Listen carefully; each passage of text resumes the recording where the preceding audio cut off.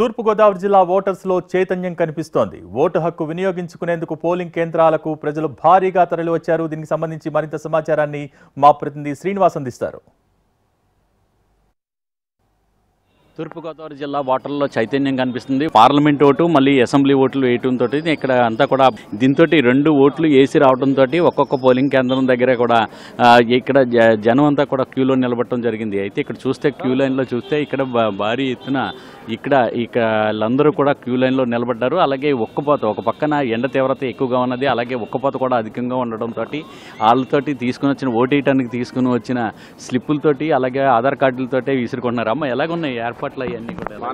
బాగానే ఉన్నాయండి, బాగానే వాటర్ అవి పెట్టారు, బాగానే చూస్తున్నారు.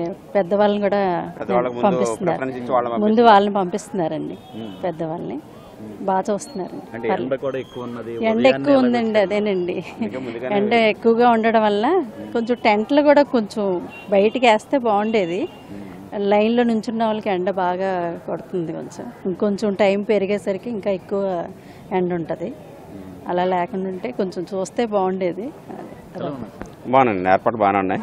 ఉదయం 6 గంటల నుంచే పెద్దవాళ్ళందరూ కూడా రావడం, ఓటింగ్ ఉత్సాహంగా వేయడం జరుగుతుంది.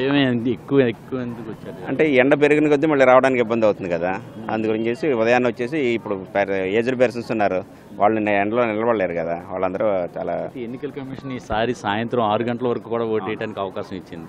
ఇది ఎలాగుంటుందండి? మంచి అవకాశం అండి అది అందరికీ కూడా. ఎందుకంటే మధ్యాహ్నం 2-3 గంటల వరకు రాలేరు కూడా, మళ్ళీ తర్వాత 4 తర్వాత ఏమైనా రావడానికి అవకాశం ఉంటుంది కాబట్టి 6 గంటల వరకు అవడం, 6 గంటలకి లైన్లో ఉన్న వాళ్ళందరూ కూడా అవకాశం అనేది కూడా మంచి ఇది అనమాట అండి ఈసారి. Thank you. తూర్పుగోదావరి జిల్లాలోని గత 2019 ఎన్నికల్లో చూసినట్లయితే వీళ్ళకి 81.5% ఓటింగ్ జరగడం జరిగింది. అయితే ఈసారి అంతకంటే 86% వరకు కూడా ఓటింగ్ జరగవచ్చు అని చెప్పి అధికారులు అంచనా వేస్తున్నారు.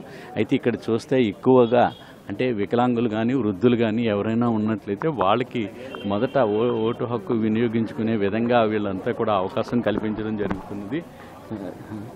అయితే ఇక్కడ అంతా కూడా ఎక్కువ మంది ఓటర్లందరూ కూడా వచ్చి ఉదయాన్నే, అంటే కొద్దిగా వేసవి తీవ్రత ఎక్కువగా ఉండడంతో మధ్యాహ్నం మాటలు, అందుకని ఉదయమే ఇక్కడికి ఇచ్చేసి ఇక్కడ ఓటు హక్కుని వినియోగించుకుని, అలాగే ఒక్కపోత కూడా తీవ్రంగా ఉండడంతో ఆ ఓటర్ స్లిప్పులతోటి అలాగే ఆధార్ కార్డులతోటి విసురుకుంటున్న పరిస్థితులు కూడా మనం గమనిస్తున్నాం.